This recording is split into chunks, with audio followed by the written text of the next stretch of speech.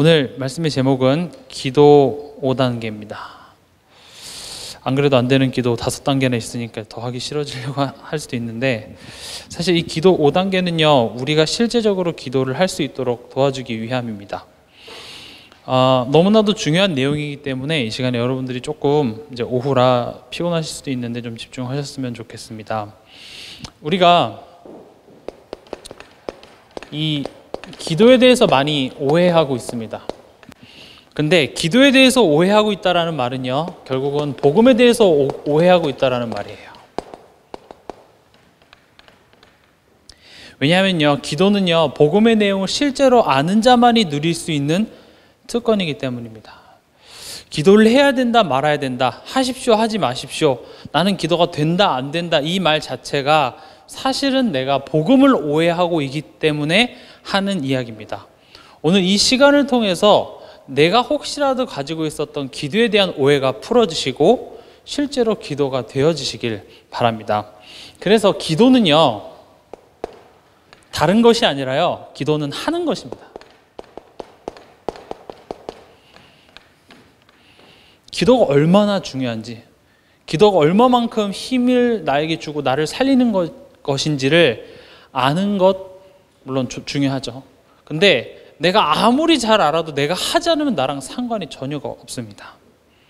제가 이 자리에 나와서 기도란 이런 것이고 기도하면 이런 힘이 생기고 뭐 막 얘기를 몇십 강의를 해도요 결국 내가 기도하지 않으면 아무런 소용이 없어요.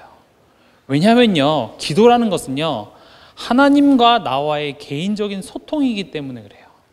하나님과 나와의 개인적인 관계 회복이기 때문에 제가 아무리 이걸 중요하다고 말을 해도, 내가 아무리 이걸 중요하다고 알고 있어도 내가 기도하지 않으면 사실은 나랑 상관없는 이야기인 거예요. 많은 사람들이요 저를 포함해서 기도가 중요하다라는 말을 많이 듣는 것을 내가 기도하고 있다고 착각하는 사람들이 있어요. 저도 그래요. 기도가 중요하다, 그래 맞아 기도가 중요해, 그 말을 듣는 게 기도한다고 착각하고 있는 건데 실제로는 우리는 기도하고 있지 않는 것이죠. 그래서 예수님께서도 말로만 하지 않았어요. 야 기도해라 말로만 하지 않으시고 어떻게 하셨죠? 직접 기도하셨어요. 사실 예수님 기도하실 필요가 없거든요. 예수님이 왜 굳이 기도하셨겠어요? 우리에게 보여주시는 거예요. 심지어 다른 것은 안 가르쳐 주시더라도 기도의 내용까지 예수님께서는 가르쳐 주셨죠. 그래서 기도는요 뭐 중요하다 안 중요하다 그거 이전에 하는 것입니다. 기도는 해야 돼요. 우리가 흔히 복음이라 하면 내가 아무것도 안 하고 하나님이 다 알아서 해주실 것이고 내가 뭔가 노력을 하고 하면 그건 인본주의라고 생각하는 경우가 되게 많아요. 근데 기도는 해야 하는 것입니다. 이 해야 하는 것이 내게 노력으로 다가오느냐 누림으로 다가오느냐, 이거는요 내가 복음을 올바로 알고 있느냐 모르고 있느냐에서 결정이 나요. 내가 복음을 오해하고 있으면 기도는 내가 해야 되는 노력인 거예요. 열심히 내가 기도를 하고 내가 요즘에 기도를 안 했던 이런가 보다, 뭔가 나의 노력이 많이 가미되어지는 것 자체부터가 지금 내가 복음을 오해하고 있는 거예요. 그래서 기도는요 사실은 누림인 것입니다. 그래서 우리 류 목사님도 자기는 본인은 기도 시간이 가장 행복한 시간이다라고 얘기하잖아요. 근데 우리는 어떻죠? 이제 기도해야 되는데. 그 차이가 어디서 오냐면은 이 복음에 대한 오해에서부터 비롯된 것입니다. 제가 저번 주에도 말씀드렸다시피, 제가 저번 주에도 박선민 권사님 예를 들었는데, 제가 박선민 권사님한테 한 20억 드리고 20억, 오늘은 20억 드릴게요. 체크카드에, 서명도 필요 없어요. 체크카드에 제가 20억을 넣어드렸어요. 그걸 다음 주까지 다 쓰고 오세요. 그래야 다음 주에 제가 20억 또 넣어드려요.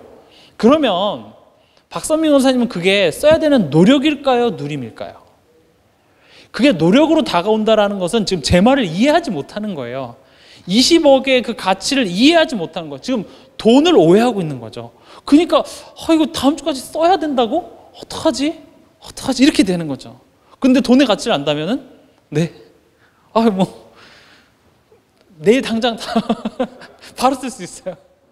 그렇게 되는 것처럼 제가 지금 이 말이 어려운 말인 것 같지만 기도를 오해한다라는 것은 결국 복음을 오해하고 있다라는 거예요.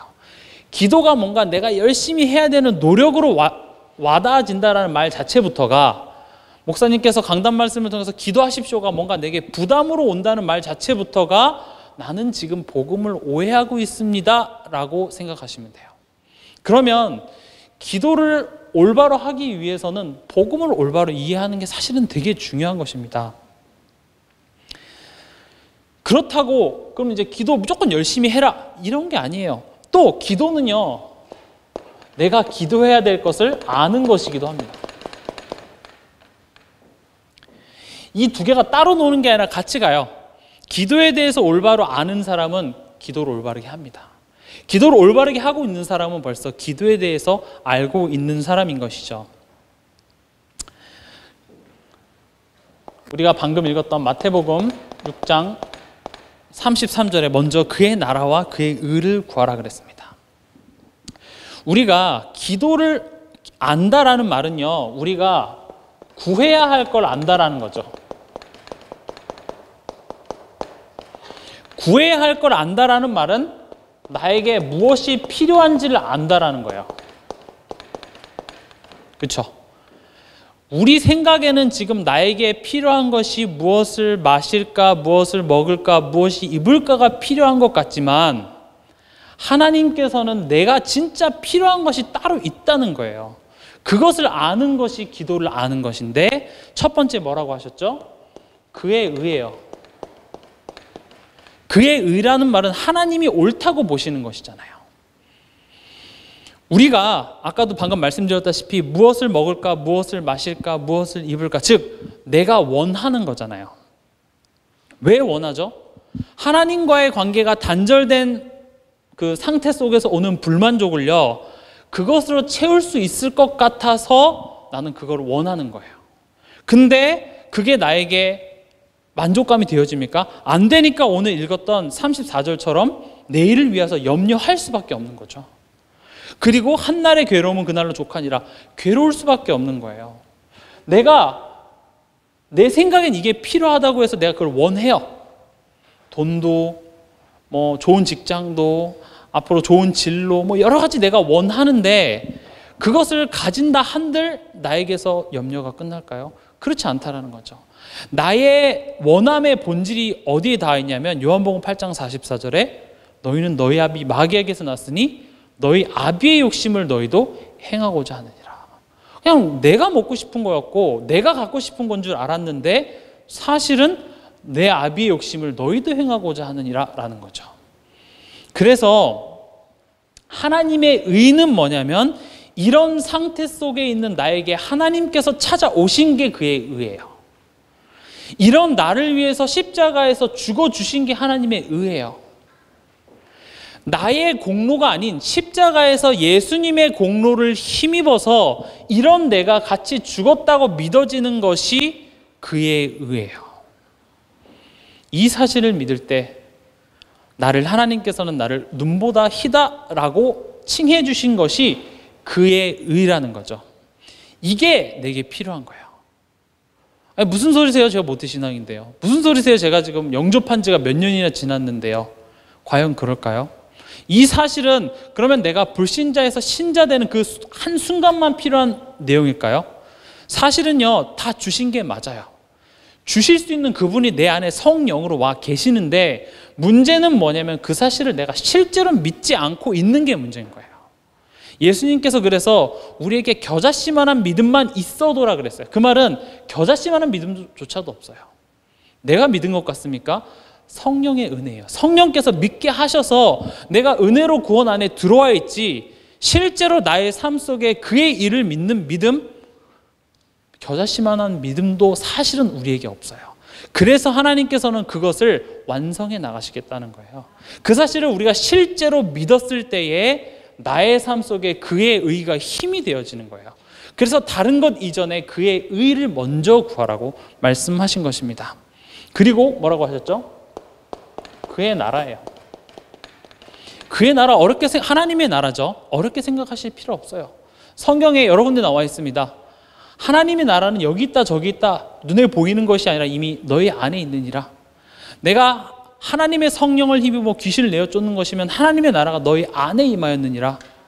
지금 우리 안에 구원이 성취되어진 상태, 그래서 옛사람은 죽고 성령이 주인된 새 사람이 된 그 상태를 보고 하나님의 나라가 내 안에 임했다라고 하는 거예요. 그의 의는 십자가에서 죽으심으로 우리 죄를 속죄하신 그의 의고요. 그리고 부활하신 그 그리스도께서 내 안에 성령으로 오셔서 내가 너의 인생을 통치해 줄게. 이게 그의 나라인 것입니다. 그러면 그의 나라와 그의 의를 구한다라는 것은요, 다른 것이 아니라 나는 이 두 가지가 필요합니다라고 인정하는 행위예요. 마치 어린 아이가 엄마랑 예배 1시간만 집중하면 내가 이따 핸드폰 줄게 이렇게 딜하는 게 아니라 이게 필요한 걸 알라라는 거예요. 먼저 그의 나라와 그의 의를 구하라는 것은 야 너네가 이거 구하면 내가 니네 원하는 걸 줄게가 아니라 지금 너희들에게 진짜 필요한 건 이거니 이거부터 구해. 이 안에 모든 것이 회복되어지는 비밀이 다 들어가 있으니 이것부터 구하라는 거예요. 근데 대부분 이거 앞서서 나의 가정 문제, 이거 앞서서 나의 경제 문제, 이거 앞서서 나의 어떤 인간관계 문제를 먼저 구하는데 그걸 구하는 것이 잘못된 것이 아니라 먼저 이것이 회복되어야 된다라는 게 우리가 기도를 안다라고 얘기할 수 있는 것입니다. 그래서 기도는요, 나의 믿음의 실제입니다.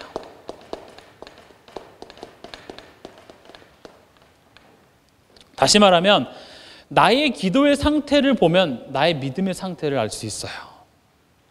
제가 아까도 말씀드렸다시피 복음의 내용을 실제로 알고 믿는 자만이 할 수 있는 특권이 기도인 것입니다. 기도하지 않는다는 건요, 사실은 내가 믿고 있지 않다라는 거예요. 기도하세요 라는 말이 필요하다라는 자체가 나는 지금 하나님의 능력이 필요한 게 아니에요. 참 이게 문제지. 그 하나님의 능력은 제가 죽을 때 천국 갈 때나 필요합니다. 아니면 좀 더 큰 문제 그때 필요하죠. 제가 굳이 박선미 권사님한테 쫓아다니면서 20억 쓰세요 20억 쓰세요 그렇게 말을 해야 된다라는 말 자체가 지금 뭔가 좀 이해를 못하고 있다는 거죠. 근데 그 돈의 가치를 아는 사람은요 실제로 기도하게 돼 있어요. 그래서 나의 기도의 상태를 점검해 보면 그게 결국 나의 믿음의 상태인 거예요. 기도해야 되는데 왜 안 하죠? 실제로 내 마음과 생각엔 다른 것이 주인되어져 있기 때문에 나의 기도의 상태를 제가 볼 수는 없잖아요. 근데 자기 자신은 알잖아요. 나의 기도의 상태를 보면 그게 결국은 나의 영적인 상태인 것입니다. 그래서 오늘 본론으로요, 기도의 5단계입니다. 제가 아까도 말씀드렸다시피 5단계를 제가 나눈 건 아니고요. 이제 류 목사님께서 나눴고 또 어제 우리 집중 그 캠프 시간에 이 5가지 기도 단계에 대해서 이렇게 말씀해 주셔서 이 부분을 우리가 조금 알기 쉽게 적용할 수 있도록 제가 지금 이 시간에 좀 정리를 해보려고 합니다. 그래서 이거는요, 지금 내가 어떤 단계에 있는지 찾고자 하는 것이 아니라 실제로 기도하도록 만들기 위해서 또 할 수 있도록 돕기 위해서 이 단계를 구분한 것 뿐입니다. 그래서 뭐 외울 필요는 없고요. 기도를 하면 돼요. 오늘의 결론은요, 기도하세요. 복음을 누리는 기도를 하자, 이게 결론이에요. 그래서 첫 번째 1단계입니다. 되게 거창하지만 별거 아닙니다.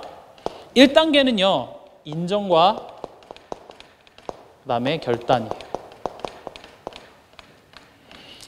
이 기도 얘기하면 항상 무슨 얘기를 하냐면요, 마음과 생각 얘기를 많이 하세요. 왜냐하면 내가 마음으로 그리고 내가 머리로 생각하는 이 모든 것이 우리 뇌와 우리 영혼에 각인되기 때문에 그래요. 이 영혼에 각인된 게 내 삶과 그리고 영원한 것에 영향을 준다고 말씀하고 계시죠. 중요한 건 마음과 생각이에요. 그래서 이번 그 산업 선교 때 이런 말씀하셨죠. 특히 전문인들이 하면 그냥 사회생활을 하는 모든 사람을 포함을 해요. 경제 생활을 하는, 경제 활동을 하는. 저도 이렇게 일을 해 보니까 어떤 흐름이 있냐면, 이렇게 일하다가 잠깐 뭐 흡연하시는 분들 있잖아요. 그럼 잠깐 그 쉬는 시간에 나가서 뭐 얘기하냐면요, 와, 오늘 하루하루 삶이 너무 좋다, 이런 얘기 안 해요.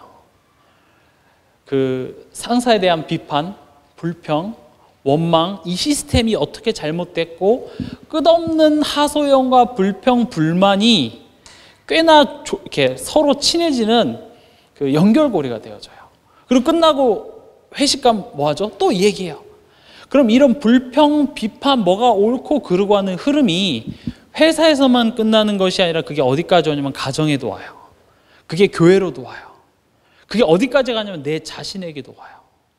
지금 뭐가 옳다, 뭐가 그르다, 뭐 그런 시각을 갖는 게 나쁘다는 건 아닌데, 지금 내 마음 상태에 기본적으로 지금 비판하고 불평하는 것이 깔려 있는 게 문제거든요.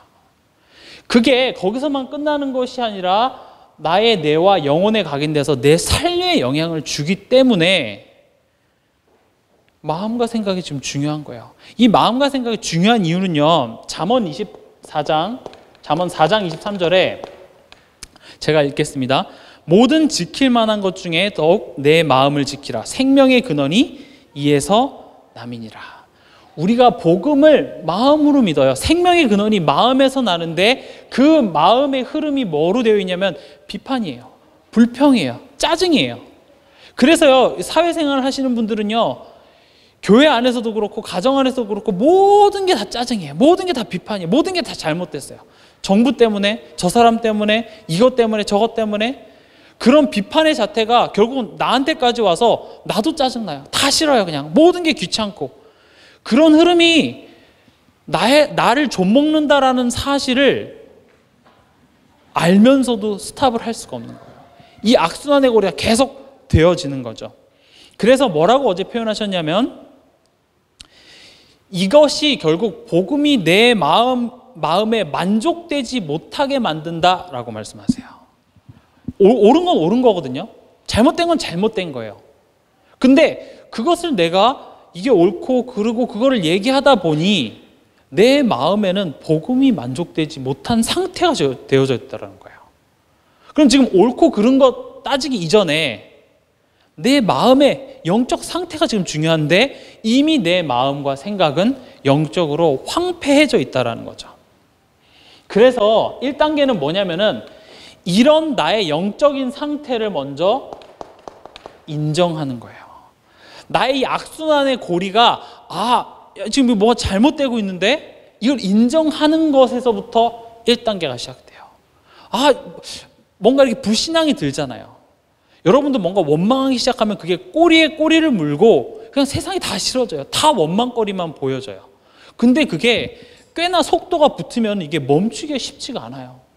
근데 이게 사단이다 뭐다 이렇게 생각도 안 나지, 그냥 누구 때문인 것 같아요. 그냥 다 싫어지는데, 지금 나의 영적인 상태가 이렇구나라는 것을 인정하고, 그 다음에 내가 하나님 앞에 서야 되겠다, 결단하는 것이, 내가 이 악순환의 흐름을 끊어야겠다, 이렇게 결단하는 것이 1단계예요.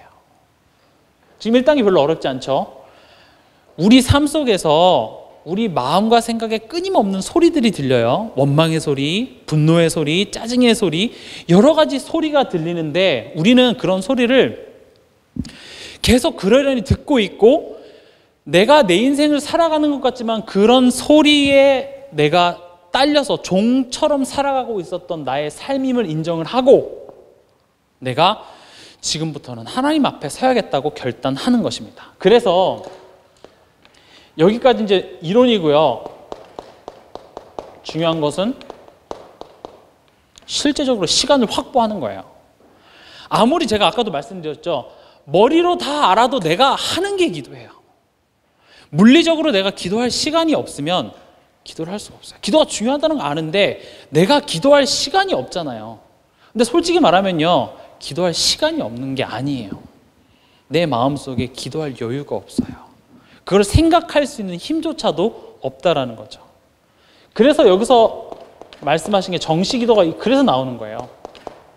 이 정시 기도가 모든 문제의 해답이 된다 이게 아니라 일단 내가 내 자신을 인정하고 결단하는 거야. 내가 기도해야겠다. 내가 하루에 시간을 정해야겠다. 어떤 사람은 내가 찬양을 해야겠다. 어떤 사람은 내가 운동하면서 내가 해야겠다.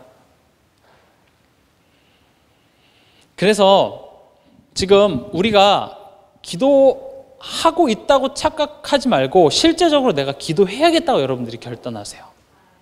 여러분들이 진짜 이 시간을 확보하시는 그 결단하는 순간에 이미 흑암이 꺾인다니까요. 이 결단하는 순간부터 벌써 시작한 거예요. 그래서 이것을 하는 순간부터 벌써 기도는 시작되어지는 것입니다. 그래, 내가 이번에 부천 이 집중 캠프 기간 동안 내가 정말 한번 집중해 봐야겠다. 나 나름대로 하세요. 그리고 2단계입니다. 2단계는 뭐냐면요. 그러면 이제 인정하고 결단해야겠잖아요. 그럼 이제 뭘 기도해야 되죠? 기도의 내용이에요. 그러면서 뭐라고 말씀하셨냐면 성삼위 하나님께 집중하라 그랬습니다. 어려워요. 성삼위 하나님께 집중하다. 쉽게 풀면은요, 성삼위 하나님께 집중하라는 말은 복음의 내용에 집중하라는 거예요. 왜 성삼위 하나님이 복음의 내용이냐 하면 성삼위 하나님이 우리에게 구원 주시기 위해서, 하나님께서 구원 주시기 위해서 성삼위 하나님의 모습으로 나타난 거예요. 제가 한번 설명을 해볼게요. 우리가 성부, 성자, 성령 있죠. 인간이 하나님을 떠나자마자 하나님께서 창세기 3장 15절에 새 언약을 주셨어요. 그리고 성자 하나님이 하신 게 뭐죠? 십자가에서 죽으셨어요. 그리고 부활하셨죠. 그래서 구원의 길을 열어주셨어요. 성령님이 하신 게 뭐죠? 이 사실을 믿을 수 있는 우리에게 은혜를 주시고 또 우리 이 믿는 자와 연합하셔서 우리 인생의 주인이 되어주시는 일을 하세요. 그럼 보세요. 내가 메시아를 알아요. 근데 내가 아무리 메시아에 대해서 잘 알아도 십자가의 공로를 내가 힘입지 않으면 구원받을 수가 없어요. 많은 유태인들이 메시아는 알았지만 성자 하나님, 십자가의 그 내용은 믿지 못했어요. 그래서 구원이 없는 거예요. 그리고요, 내가 십자가의 내용도 알아요.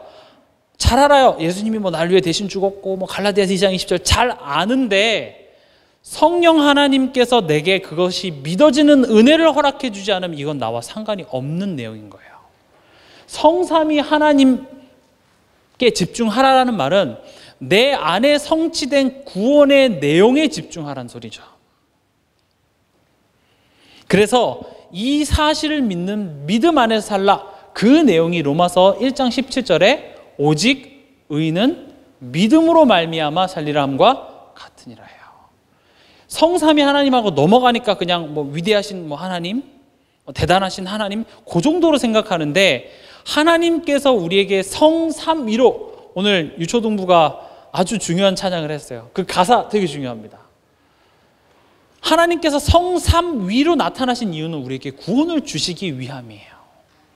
그럼 그 구원을 주신다라는 내용 말고 지금 내가 고민하고 있는 그 문제 속에서 구원인 거예요.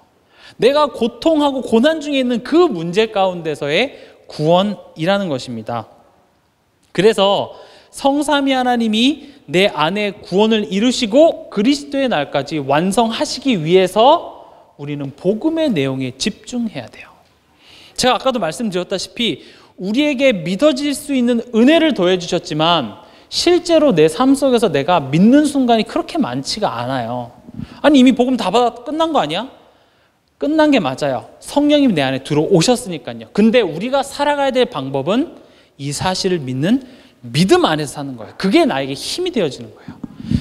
이 사실 안 믿어도 괜찮습니다. 내가 성령의 은혜로 말미암아 구원받았으면 천국은 가요. 근데 우리가 천국 못 가는 것 때문에 힘들어하지 않잖아요. 뭐 때문에 힘들어하죠? 지금 오늘 내 삶이 있는 거잖아요. 내 삶 속에 일어나는 크고 작은 문제들, 머리로는 알겠는데 그런 감정들이 찾아오면 나도 어쩔 수 없는 그런 나의 모습이 힘든 거잖아요. 그럼 그 방법을 주셨는데 뭐냐? 이 사실을 믿는 믿음 안에서 살라는 거죠. 그러면 아까 마음과 생각을 얘기했습니다. 마음과 생각이죠. 그럼 이 마음에 영향을 주는 게 뭐냐면 감정이에요. 생각한다. 이것은 뭐죠? 기억하는 것입니다. 그럼 보세요. 우리가 이 복음의 내용을 알아요. 근데 언제 무너지냐면요. 감정 상했을 때 무너져요. 교회 안에서요. 복음 몰라서 시험 들지 않아요. 감정 상해서 그래요. 감정이 상한 거랑 무슨 상관이냐? 결국 내 마음의 문이 닫혀버려요. 그러니까 복음의 내용을 아는데 내 감정이 상하니까 복음이고 뭐가 아무것도 필요 없게 되어진다는 거예요. 그래서 우리 마음과 생각을 지켜주신다라고 말씀하세요. 야고보서 5장 13절에 보면 너희 중에 고난당하는 자가 있느냐? 그는 기도할 것이요. 즐거워하는 자가 있느냐? 그는 찬송할지니라 그랬어요. 이 말은요. 여러분들의 감정을 무시하라는 소리가 아니에요. 슬퍼하지도 마세요. 염려하지도 마세요. 기뻐하지도 마세요. 우리의 감정을 무시하라는 것이 아니라 나의 이런 감정에 십자가의 능력이 임해야 된다라고 말씀하고 계시는 것입니다. 십자가의 능력이 임한다라는 게 무슨 말이죠? 지금 방금 읽었던 것처럼 고난당했을 때 기도하라 그랬어요. 즐거워할 때 찬송하라 그랬어요. 그러면 고난당했을 때 찬송하면 안 됩니까? 즐거워할 때 기도하면 안 됩니까? 그 말이 아니에요. 그 행위를 얘기하고자 하는 것이 아니라 나의 그런 감정 속에 그리스도의 십자가의 능력이 임해야 된다라는 말인데 그 능력이 임한다는 게 무슨 말이냐 하면 예수님의 죽으심을 바라보면서 이런 감정에 휘말리는 나는 죽었다고 믿고 고백하는 거예요. 이게 적용이에요. 이게 우리가 지금 교회에서 우리 지금 교회 흐름에서 계속 얘기되어져 있지만 사실은요 이거 굉장히 적용 사람들 은근히 많이 못하고 있어요. 그냥 복음을 누리십시오. 복음에 집중하십시오. 되게 막연해요. 그럼 뭘 어떻게 해야 되죠? 구원의 기름 한 1000번 쓸까요? 복음 그 성경 구절 그거 외울까요? 물론 도움은 되겠죠. 하지만 무엇을 위해서 그렇게 해야 되는지가 다 막연해요. 근데 그리스도께서 실제로 하신 십자가에서 죽으시고 부활하신 그 사건을 지금 내가 겪고 있는 이 감정에 실제적으로 적용하는 이 적용점이 너무나도 중요해요. 그래서 여러분들이 고백하세요. 그런 감정이 찾아올 때마다 이렇게 이런 감정에 휘달려서 정신 못 차린 나는 그리스도와 함께 죽었고 이제 나는 이 감정의 종이 아니야. 내 안에 그리스도께서 사시는 거야. 내 안에 그리스도께서 주인 되신 거야. 이 사실을 믿는 사람을 보고 뭐라고 하냐? 하나님의 자녀라 그래요. 내가 그냥 하나님이 계신 거 알고 내가 예수님의 그 구원의 내용을 내가 아니까 하나님의 자녀가 아니라 내가 그리스도와 함께 진짜 죽었다고 믿는 자가 하나님의 자녀예요. 그리고 그리스도의 부활을 바라보면서 내가 이제는 하나님의 자녀로 죄 없는 몸으로 성령이 주인된 몸으로 다시 태어났음을 내 삶 속에서 확인하고 고백하는 사람을 보고 그리스도인이라고 하는 것입니다. 내가 교회를 모태신앙이기 때문에 그런가요? 내가 교회를 몇 년 다녔기 때문에 그리스도인이 되어지는 것이 아니라 하루를 다녔어도 이 사실을 믿는 그 사람을 보고 그리스도인이라고 하는 것입니다. 그래서 이 마음과 생각에 성삼위 하나님, 즉 복음의 내용으로 채우는 것을 보고 성삼위 하나님께 집중한다라고 얘기를 하는 것입니다. 그래서 기억하기 위해서는요, 여러분들이 여러분 나름대로의 시스템을 만드시면 좋습니다. 여러분들 예를 들어서 현관 앞에다가 문 신발 신기 전에 여러분들이 기억할 수 있는 어떤 문장이라든지 성경 구절 여러 가지가 있겠죠. 근데 저는요 이 기억할 수 있는 가장 좋은 시스템을 좀 뭐라고 생각하냐면 예배라고 생각합니다. 예배보다 더 쉽고 좋은 시스템은 없어요. 왜냐하면 그냥 나오면 되잖아요. 내가 뭔가 대단한 걸 할 필요 없이 그냥 내가 수요일날 예배 나와 앉아 있으면 첫 시작 기도부터 찬송가의 가사 그리고 목사님의 설교, 또 기도, 이런 하나하나 순서가요, 사실은요, 이 내용에 집중하기 위한 순서예요. 그래서 예배가 귀한 거예요. 그래서 내가 진짜로 이 내용을 어디서든지 할 수 있으면 예배는 어디서도 할 수 있는 거예요. 근데 실제적으로 우리가 솔직하게 따져서 나 혼자 있을 때 솔직히 좀 잘 안 돼요. 내가 뭐 붙이고 해도 예배보다 확실한 시스템은 없습니다. 그래서 우리가 예배를 드리는 거예요. 그래서 우리가 예배를 지키려고 하는 이유가 우리가 예배를 드릴 때에 성삼위 하나님께 집중할 수 있기 때문이에요. 예배를 드리는 목적이 여기 있어요. 그럼 반대로 예배를 드리러 와 앉아 있어도 그냥 형식적으로 내가 어떤 직분이니까 내가 앉아 있는 사람, 사실은 아무런 의미가 없어요. 진짜 중요한 건 뭐냐면 내가 복음의 내용에 예배를 통해서 집중하는 시스템으로 내가 누리는 것이 바로 예배인 것입니다.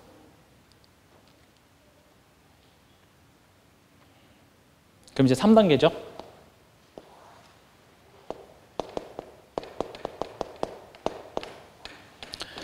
3단계는요, 미션 발견입니다. 미션 발견 어렵죠. 그래서 기도 제목이에요. 근데 기도 제목이 찾아지는 걸 보고 미션 발견이라고 합니다. 우리가 미션 하면 이렇게 생각하면 좀 쉬워요. 우리가 그 007 영화 보잖아요. 그 제임스 본드 나오면.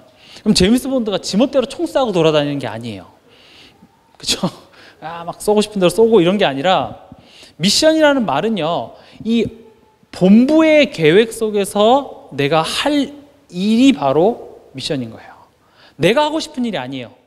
내가 할 만한 일이 미션이 아니라 본부, 그러니까 영국 같은 경우는 그 영국 그 본부에서 어떤 계획이 있는데 그 계획을 너를 통해서 내가 이걸 할게, 이걸 보고 미션이라 그래요. 그래서 때로는요, 내가 할 수 없어도 본부가 내가 도와줄게, 내가 너를 통해서 이거 할 거니까 이거 해, 그래서 도전할 수도 있는 거죠. 근데 미션 이전에 복음이 더 중요합니다. 왜냐하면요, 대부분 미션 이렇게 하면은 뭘 떠올리냐면 내가 할 수 있는 일, 내가 하고 싶은 것, 나의 전문성. 그럼 중요한 건 거기서 나예요. 내가 하고 싶은 것, 내가 바라는 것, 내가 할 만한 것, 이 모든 것이 결국 나의 수준인 거죠. 근데 왜 미션 이전에 복음이라고 말을 했냐면, 이 나의 수준은 어디서부터 비롯된 거냐면 나의 옛사람에서부터 비롯됐기 때문에, 나의 옛사람의 이 가치관, 나의 옛사람의 기준, 수준, 표준이 그리스도와 함께 십자가에 죽었음을 믿고 하나님의 수준과 기준과 표준으로 바꿔져야지만 보여지는 게 미션이에요. 그래서 내가 뭘 해야겠다 이전에 일단 나의 이런 가치관, 교회 안에서 내가 이걸 어떤 이제 미션이 주어지면 한번 생각해 볼게요. 생각한다는 말이 뭐죠? 다시 내 수준으로 가져 들어갈게요. 그럼 그 묵상할수록 안 될 이유만 1000가지 생겨요. 근데 이것을 나의 미션으로 삼는다라는 말은요, 일단 첫 번째 나의 기준 수준을 없애버리는 거예요. 내가 없애는 것이 아니라 그리스도 십자가 앞으로 가져가는 것이 미션의 시작인 거예요. 그럼 내게 능력 주시는 자 안에서 내가 모든 것을 할 수 있다라는 그 말이 내가 모든 것을 할 수 있습니다가 아니라 내게 능력 주시는 자 안에 있음을 기억하는 게 중요하다는 거죠. 그래서 나의 수준이 죽어질 때에 그제서야 보여지는 게 뭐냐? 하나님의 계획입니다. 여러분들이 환경을 멋있게 해석하려고 하지 마세요. 어려운 문제인데 이 어려운 문제가 어떤 하나님의 계획이지? 여러분들이 그걸 해석하려고 하면 여러분들이 소설가 됩니다. 너무 이게 막 껴맞추는 것처럼 되고, 내 마음 솔직하게는 인정도 안 되는데 그냥 그렇다고 치고 가는 거잖아요. 근데 하나님의 계획이 있을 거라고 해석부터 하는 것이 아니라 뭐라고요? 나의 옛사람의 수준부터 그리스도 앞에서 진짜 죽이는, 그러니까 다시 말하면 복음의 내용 앞으로 나가는 것이 중요한 것입니다. 예를 들어볼게요. 한나입니다. 한나가 아들 없어서 진짜 밥맛이 없었어요. 밥맛 없어 이 말이 아니라 진짜 먹고 싶지가 않았어요. 우울증 증세죠. 우울증이 온 거예요. 세상 살 이유가 없어졌어요. 그러다 어느 한나가 간절히 기도하던 도중에 뭐가 깨달아졌냐면 구원의 내용이 깨달아졌어요. 이게 제가 꾸며내는 말이 아니라 여러분들 사무엘상 2장을 보시면 한나의 기도의 내용이 나오는데 2장 1절에 뭐라고 되어 있냐면 내가 주의 구원으로 말미암아 기뻐함이니이다. 예전에는 자기를 사랑해주는 남편도 있었고 다 있었는데 아들 없어서 살아가야 될 낙이 없었던 그 한나에게 구원으로 말미암아 내가 기뻐한다라는 그 사실이 기도 가운데 딱 깨달아진 거예요. 그러니까 그 기도 가운데에 나의 수준, 이 구원의 내용이라는 말이 나의 아들 없으면 안 될 것 같은 나의 모습이 죽어지고 하나님이 주인된 새 사람이라는 사실이 깨달아지니까 그때 보인 게 하나님의 계획이 보이기 시작하는 거예요. 아, 이 시대가 지금 복음 없어서 죽어가는 시대구나. 아, 그럼 하나님 제가 제 자녀를 나시린으로 드릴게요. 이게 하나님의 계획을 내가 막 눈을 크고 이렇게 쳐다본 게 아니라 한나도요 몸부림쳤어요. 안 되니까요. 한나가 믿음 없었던 사람이 아니잖아요. 힘드니까 예배 당연 왔고 나름 기도 열심히 했던 사람인데 뭐죠? 진짜로 복음의 내용이 내 자신에게 적용되어지고 부닥치니까 그 뒤에 너무나도 자연스럽게 하나님의 계획이 보여졌다라는 거죠. 그래서 여러분들도요 내 자녀 문제 또 뭐 가정 부부 문제 앞에서 하나님의 계획이 뭔지 찾기 이전에 내가 십자가의 능력 속으로 들어가는 게 더 중요한 것입니다. 나의 이런 가치관, 이것 때문에 내가 힘들다고 생각하는 나의 수준, 나의 옛사람의 모습이 실제로 죽었다고 믿는 믿음의 고백, 이걸 내 마음과 생각이 가득 채우는 것이 사실은 우리가 회복해야 될 기도의 내용인 것입니다. 그리고 하나님의 계획이 보이면 뭐가 되죠? 이제 내가 할 일이 발견되어지는 거예요. 한나는 이거 기도하고 내가 할 일이 뭐죠? 잘 먹어야 돼요. 그래서 다시 먹었어요. 그래야 내가 건강해야죠. 그래서 다시 먹었죠. 여러분들이 내가 할 일을 발견하는 가장 쉬운 방법이 있습니다. 그게 뭐냐면 강단 메시지예요. 여러분들이 내가 막 복음을 누려서 내가 여기서 뭔가를 찾아내야겠다 막 이렇게 노력하는 것보다 가장 쉬운 게 강단 말씀인데 왜 그러냐면요. 강단 말씀은 복음의 내용 플러스 나를 향한 하나님의 계획이 합쳐져 있는 것을 보고 강단 메시지라 그래요.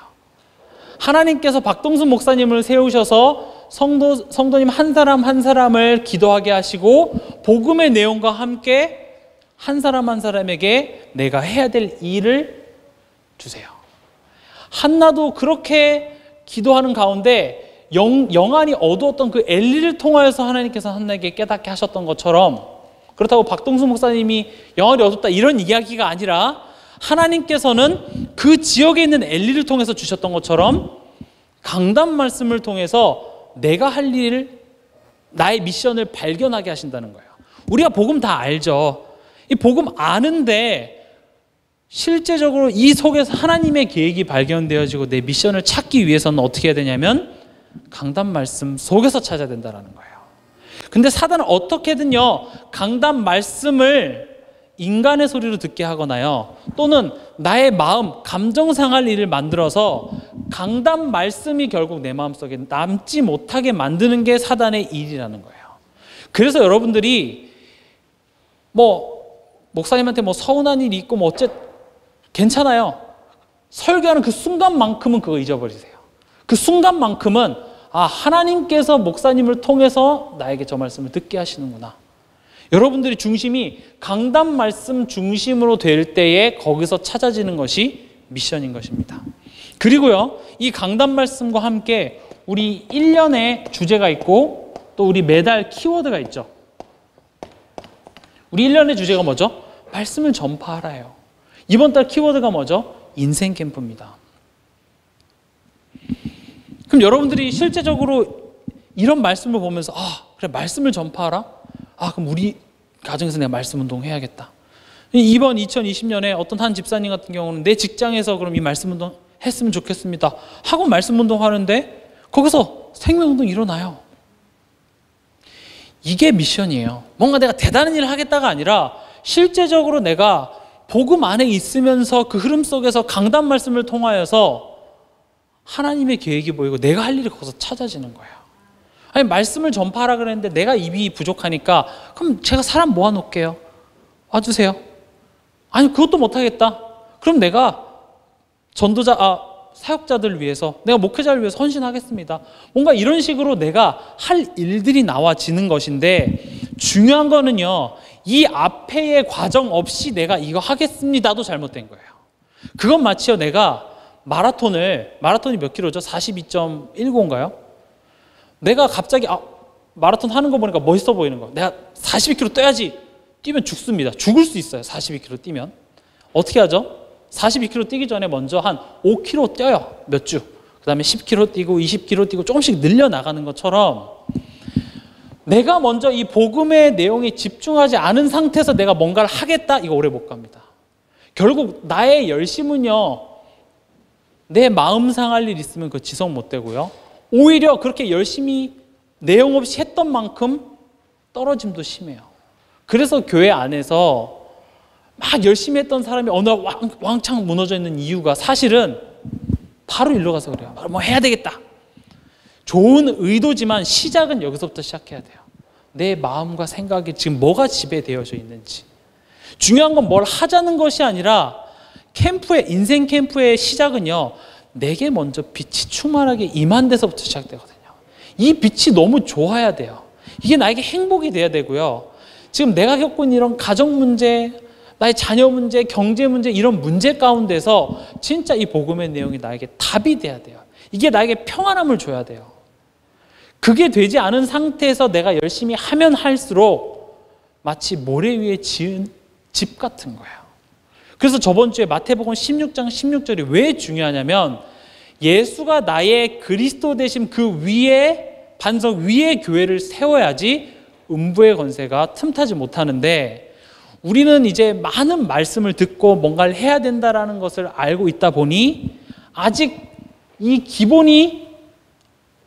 기본이자 전부인 이 복음의 내용에 집중되어지지 않은 상태에서 뭔가를 올리려고 하다 보니 내가 지치는 거예요. 내가 힘이 없는 거예요. 그 말은 아무것도 하지 말라는 게 아니라 다시 본질로 돌아가자라는 거죠. 그러기 위해서 지금 이 동산교회 시스템이 계속 그렇게 흘러가고 있습니다. 4단계입니다. 이 4단계, 5단계는요. 1단계부터 3단계가 되어질 때 올 수밖에 없는 응답입니다. 4단계는 이걸 지속하는 거예요. 이걸 지속하는 걸 보고 24라고 합니다. 이게 지속되어질 때 무슨 일이 일어나냐면은 그때 이제 변화가 오는 거예요. 내 마음과 생각, 내 영혼, 내 육신, 내 삶에. 그래서 지금 마음과 생각, 내 영혼, 육신, 삶, 이 5가지가 하나로 모아지는 것을 보고 집중이라고 말씀하셨는데 결국 복음의 내용, 지금 요 기도가 지속되어지면서 내 삶 속에 실제로 변화되어지는 것을 보고 24 되어진 삶이라고 해요. 뭐 이건 이해 안 되시면은 이해 안 하셔도 돼요. 중요한 거는 1단계부터 3단계예요. 4단계, 5단계는 나에게 올 수밖에 없는 응답인 거죠. 5단계는 뭘까요? 5단계는 이제 증인이에요. 내가 이제 여기 증인이 된 거죠. 그래서 나를 통해서 생명운동이 일어나는 것입니다. 이걸 보고 25시라고 표현하셨어요. 하나님의 나라의 일이 나를 통해 일어나는 것이죠. 보세요. 이 5가지는요. 한 가지는 되어지는데 나머지가 안 되어진다 이런 거 없습니다. 다 되는데 이것만 안 된다 없어요. 다 되든지 아예 안 되든지예요. 내가 다 되는데 이것만 안 된다. 사실은 다 안 되고 있는 거예요. 난 이것만 된다. 요것만 잘 된다 그러면 사실 다 잘 되고 있는 거예요. 그 흐름 속에 있다라는 거죠.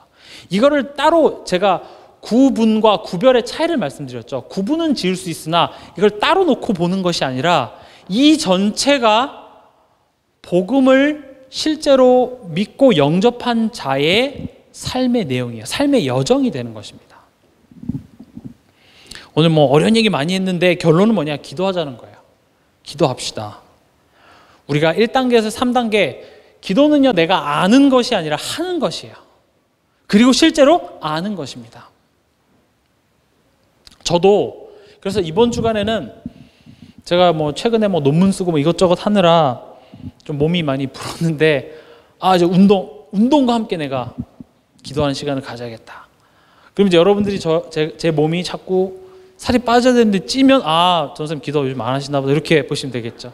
살이 빠지면 빠질수록 요즘 기도 많이 하시나 보다 이렇게 보면 돼요. 제가 선포한 이유 빼려고, 진짜 기도하려고. 여러분도 여러분 나름대로 기도하세요. 이거를 뭐 제가 아무리 기도에 대해서 뭐 몇 강의를 하고 류 목사님이 와서 기도에 대한 강의를 아무리 해도 내가 안 하면 아무런 소용이 없습니다. 기도는 하세요. 그 대신 무엇을 해야 되냐? 먼저 그의 나라와 어딨죠? 그의 나라와 그의 의에 집중하는 기도. 그래서 먼저 그의 나라와 그의 의를 구해서 엘리야도 사라지고 모세도 사라지고 오직 예수만 내 삶의 주인 되는 그런 한 주간 되시기 바랍니다. 기도하겠습니다. 하나님 아버지 감사합니다. 먼저 그의 나라와 그의 의를 구하라. 그리하면 이 모든 것을 너에게 더해 주시라고 말씀하셨습니다. 하나님, 우리가 무엇인가 대단한 일을 하기 이전에 하나님께서 내게 은혜로 주신 그 내용에 집중하게 하여 주시옵소서. 내게로 은혜로 주신 그 가치를 우리가 깨닫게 하여 주시옵소서. 그래서 그리스도 안에 모든 것이 다 있다라는 그 내용 앞에 내가 결론 나게 하여 주시옵소서. 그래서 내 인생의 캠프가 시작되게 하여 주시옵고, 내 안에 이미 임한 그리스도의 영광의 빛이 나의 가족과 내가 만나는 모든 사람들에게 비춰지게 하여 주시옵소서. 예수 그리스도 이름으로 기도했습니다.